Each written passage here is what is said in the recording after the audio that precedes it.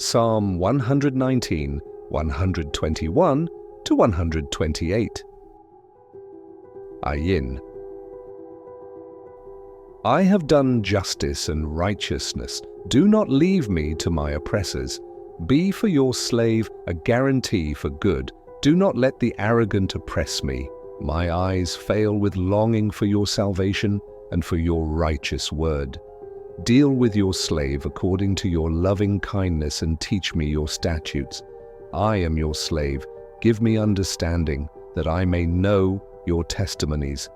It is time for Yahweh to act, for they have broken your law. Therefore I love your commandments above gold, even above fine gold. Therefore I deem all your precepts concerning everything to be right. I hate every false way.